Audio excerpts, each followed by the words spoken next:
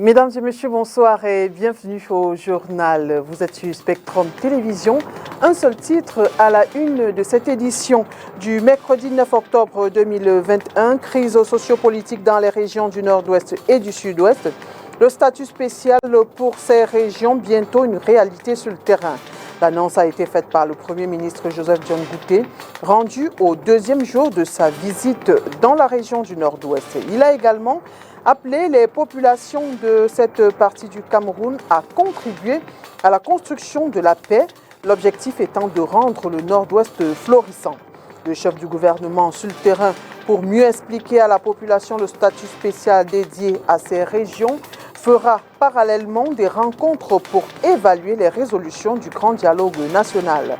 Si l'objectif de cette visite de Joseph John Gouté est le retour à la paix, il faut tout de même noter que ces descentes de plusieurs connaissent des tirs des terroristes sécessionnistes. Mesdames et messieurs, une fois de plus, bonsoir. C'est le journal qui démarre et c'est une édition bilingue. Nous démarrons en langue anglaise avec vous, Catherine Koné. Bonsoir.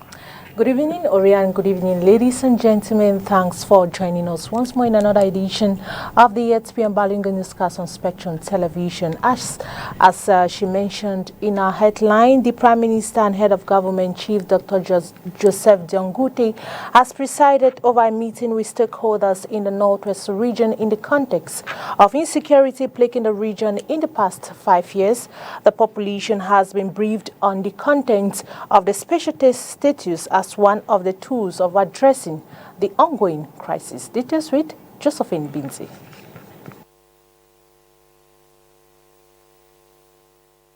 As the days go by, the special status granted to the Northwest and Southwest will soon become a reality, as the Prime Minister has today dished out to the Northwest region properties that make up the special status.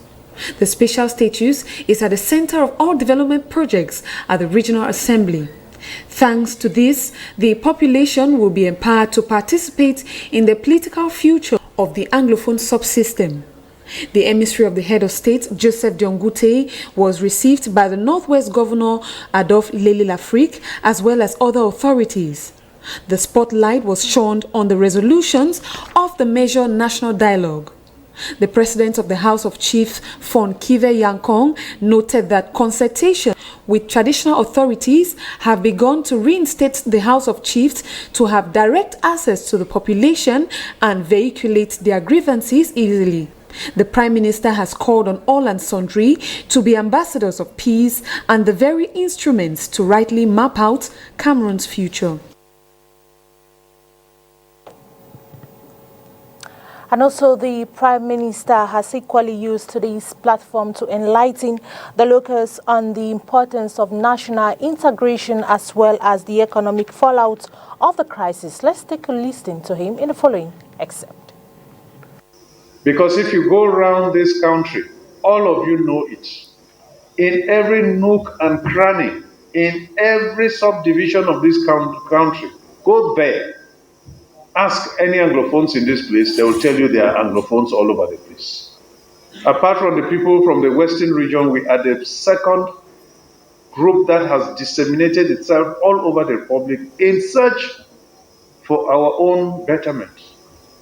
So why can we not at this point in time say, look, enough is enough? The state was here, the so-called rebellion was here. The state has moved from here right here. But the others are saying they will stay only there and they will continue fighting. Who is it hurting? It's hurting us. Why do I say it is hurting us? All the people who could invest in Bamenda have taken their investments out of the region. All the people who had children in our very top secondary schools here, Sacred Heart, Our Lady of Lourdes, PSS, Mancom, St. Beats, St. Augustine, you name it. How many are keeping their children there? All that money which was coming to us is going out. On the contrary, many of us are taking our children from our homes and sending them out. And now, former or repentant separatist ringleader Success Nkongo debunks news of this parodic shooting at Metazem at the PM's convoy related to separatist fighters. He called on all Cameroonians of goodwill to look beyond what the eyes can see. As he says, separatist fighters cannot crack the security put in place to welcome the Prime Minister. Let's listen to him in the following interview. What you are trying to tell me is that Cameroon government does not know what to do to prevent such events, which I do not believe. Secondly, do you want to convince me that Amber fighters listened to the speech of the Prime Minister from the start to the end before the attack? So were they interested in the speech too? Because if the attack was from the enemy camp, they would have launched the attack before he even began his speech. But this man had already rounded up his speech and was saying thank you before the attack came. So we have the Amber fighters interested in the speech also. No Amber boy will have such courage to come closer to that environment, even 10 kilometers. They cannot try it. So that job was not done by Amazonians. So the Prime Minister was not attacked. That is a political razzmatazz. The Prime Minister was not attacked.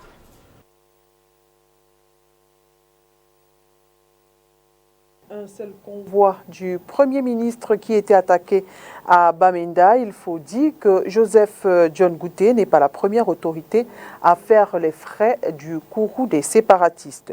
Depuis l'enlèvement d'un sous-préfet le 11 février 2018, la crise sécuritaire dans les deux régions anglophones a servi au monde de nombreuses embuscades contre différentes autorités.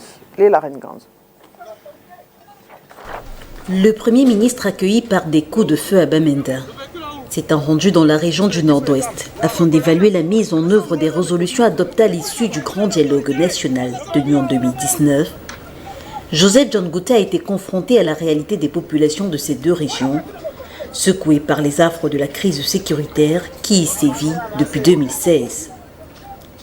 Si l'attaque du Premier ministre à Bamenda ce 5 octobre alimente toutes les conversations ces dernières heures, il faut cependant dire que ce n'est pas la première attaque perpétrée contre une autorité depuis le début de ce conflit. 6 janvier 2021, alors qu'il roule en direction de Bengui, dans le nord-ouest, après avoir procédé à l'installation du sous-préfet de Dikwa, le convoi du préfet de la Momo tombe dans une embuscade. Le premier bilan fait état de 4 militaires tués, ainsi qu'une civile, le délégué départemental de la communication de Momo. On se souvient d'ailleurs que c'est dans ce même département qu'un sous-préfet avait été enlevé alors qu'il allait présider les festivités marquant la fête nationale de la jeunesse le 11 février 2018. C'était alors la première fois qu'une autorité administrative était kidnappée par les sécessionnistes dans le cadre de cette crise. Le dit sous-préfet sera par la suite tué. En 2020, précisément en novembre, le ministre délégué à la présidence de la République, en charge de la défense, se rend dans la région du sud-ouest sur instruction du chef de l'État. Les séparatistes tentent une embuscade au convoi de Joseph Betty à Saumon. La riposte de l'armée fait des morts dans les deux camps. Juste avant, en février 2019, c'est le convoi du gouverneur de la région du sud-ouest qui a maille à pâtir avec les sécessionnistes à Kumba. Les véhicules du convoi de Bernard au Kaliabilai seront criblés de balles, aussi bien à l'aller qu'au retour. Des photos de l'attaque montrent des impacts de balles sur les carrosseries des véhicules. Il faut dire qu'en avril 2018 déjà, le convoi du même gouverneur avait subi une attaque armée des séparatistes, alors que le patron de la région du sud-ouest était en route pour Menji, chef-lieu du Lébi Alem, afin d'installer le nouveau préfet de ce département. Et comme pour confirmer que la guerre ne connaît pas de répit, le 1er janvier 2019, c'est le convoi du gouverneur Adolphe Lélé-Lafrique qui a attaqué alors qu'il revenait de l'église où il avait assisté à la messe de fin d'année.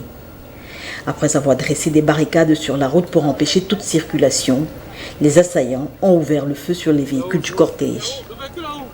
Du Premier ministre au préfet, en passant par le ministre de la Défense, la crise sécuritaire dans les deux régions anglophones prend tous les jours un nouveau visage, au point où plus personne n'est à l'abri d'une attaque. D'ailleurs, l'une des dernières faisait état de l'utilisation d'armes sophistiquées par les séparatistes.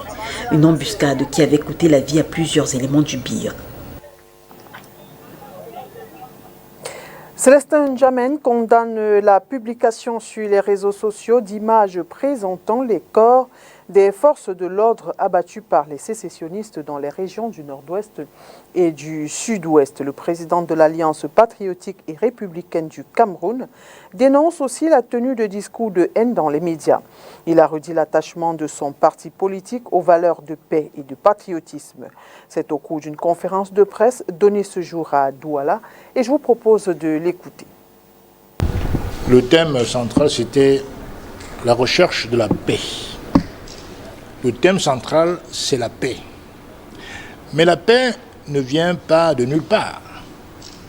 La paix, elle se construit, notamment par des actes que chaque citoyenne et chaque citoyen doit poser, notamment en temps de crise, et en particulier en temps de crise sécuritaire. La paix, ce n'est pas un décret, ça ne se décrète pas. La paix, c'est les actes posés, les actes de responsabilité posés par chaque citoyen. C'est pour ça que tout à l'heure, je me suis désolé de certains médias au Cameroun qui ont pignon sur rue, de certains individus sur les réseaux sociaux qui s'amusent à jouer ou à faire l'apologie du séparatisme ou de la sécession.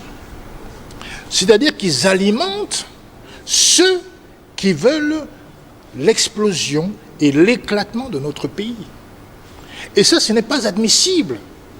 Ces personnes doivent être démasquées et on doit les traiter de la manière la plus républicaine, c'est-à-dire de manière juste et intransigeante. On ne peut pas accepter que, si nous voulons la paix, un Cameroun paisible, de montrer les images des militaires qu'on égorge, des gendarmes qu'on égorge, des policiers qu'on égorge, comme pour dire que la bataille est perdue, République du Cameroun, laissez tomber l'affaire, les Amazoniens ont gagné. Ce n'est pas concevable. D'abord, ils ne peuvent pas gagner, parce que les exemples foisonnent dans le monde, où même après 50 ans, ils ont fini par rentrer dans les rangs et déposer les armes. Nous luttons et nous militons pour un Cameroun debout, où l'État et la République maintiennent leur autorité.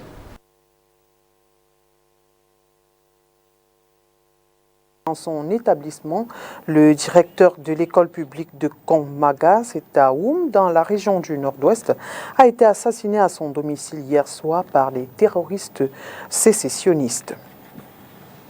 Parlons de toute autre chose. À présent, perspective de coopération entre les villes de Douala et de Paris à travers un pacte d'amitié signé ce jour par les maires de Douala et de Paris en France. Celui-ci couvre plusieurs champs, dont le numérique. Une mission de la ville de Paris est attendue à Douala dans les prochaines semaines pour identifier des projets concrets. Par ailleurs, en vue de la COP26 et de la COP15 sur la biodiversité, s'est tenue une conférence sur la préservation des forêts d'Afrique centrale. Je vous propose d'écouter une attitude de Roger Mbassandine, le maire de la ville de Douala, à cette conférence. Les enjeux, c'est-à-dire les éléments de réponse qu'il faut apporter, dépendent évidemment des acteurs. Les réponses peuvent être globales, peuvent être adaptées aux acteurs, parce que l'enjeu principal, c'est ce que je retiens du dernier exposant tout à l'heure, l'enjeu principal, c'est d'arriver à réduire, sinon à maîtriser la déforestation et à engager une exploitation plus rationnelle des forêts, afin de préserver ces forêts. Il faut une exploitation durable. Je crois que tout est dans le mot durable. Et c'est un peu ce que nous essayons de voir. Alors, le premier enjeu, évidemment, pour les populations rurales, je crois qu'il faut tenir compte de leurs droits. Les populations ont des droits. Le droit d'accès à la terre, elles ont des droits ancestraux. Now, the Douala One Council authorities have today evaluated the 2021 budget execution for the first quarter of the year. The budget voted at over 2 billion francs CFA has seen 1 billion francs CFA spent on projects from January right up to August 31. Details with Oni Ladunet. Evaluating the execution report of the budget for the 2021 financial year, while orienting the Douala One Council's budget for the last quarter, is the objective of this meeting organized today, October 6, 2021, in the economic capital, Douala. Je suis satisfait de l'exécution à mi-parcours du budget. I am satisfied with the budget execution midway this year. This budget was voted at about 2,700 million, and as far as August 31st, we are able to realize projects with over 1,400,300,000. So I say the perspectives are looking good, and I've asked the Douala One Council authorities to keep it up. The over 1 billion CFA francs was spent on sensitizing the population on the COVID-19, the need to secure a birth certificate, organize collective marriages, while providing holiday jobs for the youths, amongst others. Il y a une bonne partie de nos prestataires qui échappent au recouvrement, mais qui exercent généralement après la fermeture des bureaux. A large number of our partners flee paying their dues, but later reach out to us after we seal their different buildings. We tend to wonder about their ways, but we have administrative supervisors who are assisting us in collection, and it will help increase our revenue. Et je ne vais pas vous le cacher, ça va augmenter de beaucoup, n'est-ce pas, nos recettes. Council authorities look forward to possibly increase this budget by the end of this year. Ménager aucun effort pour que les 3 derniers mois de l'année, que nous essayons dans la limite. We will put in more efforts in this last quarter of the year and work with partners so we can possibly increase the budget. De nos prestataires, n'est-ce pas, qu'on augmente ce budget-là, mais d'une manière générale, nous sommes relativement satisfaits. The Douala One Council has signed a partnership with the European Union to carry out other construction projects, and by November, this municipality will officially have a mall. Un colloque international en hommage à Jean-Marc Ella est organisé à Yaoundé. Pendant 3 jours, les experts débattront sur de nombreuses thématiques autour de la question centrale liée aux grands problèmes sociaux au Cameroun contemporain. 500 participants sont attendus à cet événement. Mireille Chabzi. Près de 500 participants sont attendus dans les différentes salles qui abriteront les travaux durant les 3 jours que se tiendra cette rencontre. Une centaine de sociologues et autres spécialistes locaux des sciences sociales animeront 16 panels sur les 9 axes thématiques et 2 conférences plénières qui constituent l'ossature des débats. Le colloque se clôturera le 8 octobre avec une grande table ronde autour du thème « Les grands problèmes sociaux du Cameroun contemporain ». Elle sera animée par les spécialistes de haut niveau de l'intelligentsia camerounaise. Elles nous ont porté à organiser ce colloque. D'abord, la question sociale, c'est-à-dire l'ensemble des problématiques auxquelles nos sociétés font face aujourd'hui en termes d'inégalité, en termes de pauvreté, en termes d'exclusion, en termes de friction identitaire. Il a bien fallu que cette situation s'aggrave aujourd'hui, notamment avec les expériences fratricides qui ensanglantent les régions du nord-ouest et du sud-ouest, menaçant ainsi le lien social dans sa fonction la plus intime.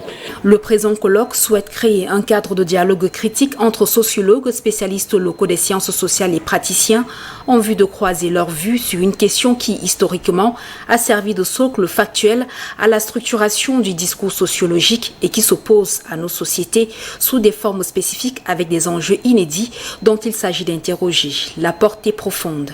Il faut que nous puissions commencer à écouter nos penseurs, à prêter attention à ce qu'ils disent. Ce que nous avons pu observer très souvent, c'est que les travaux existent, les recherches existent, les réponses existent, mais ces réponses ne sont pas souvent connues, ne sont pas souvent suffisamment intégrées et aspirée par les politiques publiques, n'est-ce pas, qui portent la communauté dans sa gestion et sa structuration. Ce colloque, il faut le rappeler, est organisé en hommage au regretté professeur Jean-Marc Hilla, sociologue et théologien de grande renommée qui fut l'un des penseurs parmi les plus féconds et les plus lucides de la question sociale.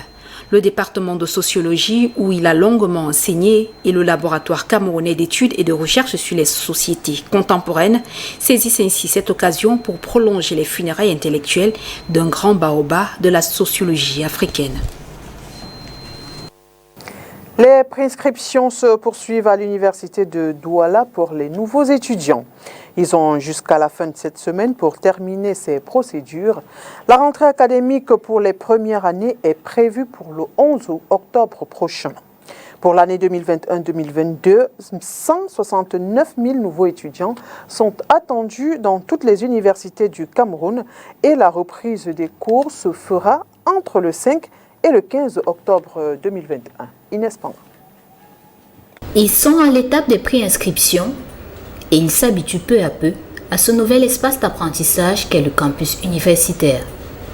Dans le respect des différentes étapes pour intégrer l'université de Douala, allant de la prise des photos, en passant par l'enregistrement en ligne ou encore au paiement des frais exigibles à la banque, ces jeunes bacheliers trouvent du temps pour immortaliser en images leur passage dans cet univers de grands étudiants. La procédure, je ne peux pas dire que c'est tellement compliqué et tellement longue, puisque lorsque vous arrivez, vous avez des personnes qui viennent pour vous guider, pour que vous preniez des renseignements. Oui, vous prenez des renseignements sur la faculté que vous voulez faire. Ça se passe comme prévu. On se juste les formalités malgré l'affluence. Mais tout se passe normalement. Chaque faculté a sa rentrée programmée. Bon, nous sommes là. Malgré l'affluence, on attend. Également présents au campus ce jour, les étudiants des niveaux supérieurs. Ils viennent pour aider les nouveaux tout en espérant avoir une certaine gratification financière. L'enfant vient d'avoir le bac. Quand il vient avec ses papiers, on voit sur ça licence 3. Lui-même, il sait parce que ça signifie licence 3. Oh, c'est une erreur qu'on a fait dehors. Donc, pour délimiter les cas pareils, c'est mieux que nous, les leaders d'étudiants, parce que je suis leader d'étudiants, on les prend ici à l'entrée et on les amène dans nos différents stands. Je suis capable de prendre un étudiant qui veut même s'inscrire en fac droit, je l'amène au stand de la faculté des sciences juridiques et politiques. Mais si c'est un étudiant qui veut s'inscrire en fac sciences, faire peut-être chimie, mathématiques, informatique, je me dois d'encadrer mon petit frère ou ma petite soeur. Non, ce n'est pas dans le sens de chercher l'argent. Mais si maintenant, lui, il est reconnaissant avec son grand frère, il dit, bon, mon grand, pour avoir fait ça, voilà, on ne va pas refuser quand même. Après tout, nous-mêmes, on apprête notre rentrée académique. En attendant la reprise des cours pour les niveaux 1, prévus le 11 octobre prochain, le campus fait sa mue. Pour les autres niveaux, les cours en présentiel et en ligne avaient déjà repris. D'ailleurs, les contrôles continus sont programmés à la mi-novembre prochaine. Parlons sport, football pour refermer ce journal. Moment d'échange et de partage entre Samuel Eto'o-Fils et Gianni Infantino, le président de la FIFA. Le candidat à la présidence de la Fédération camerounaise de football l'a posté ce jour sur un de ses réseaux sociaux. On peut lire « Échanger avec le patron du football mondial. Mon frère Gianni est toujours un moment de communion très particulier. Merci Président ». Fin de citation. Samuel Eto'o-Fils, rappelons-le, est en Suisse pour une séance de travail à l'invitation du président de la FIFA. C'est la fin de ce journal. Mesdames et messieurs, merci d'avoir été des nôtres et bonne suite des programmes sur Spectrum Télévision. Bonne soirée, Catherine Collet. Thank you and same to you. Thank you, ladies and gentlemen, for watching the 8 p.m. bilingual newscast on Spectrum Television. Wishing you a blessed day in the company of our programs. Till we meet again. Good night.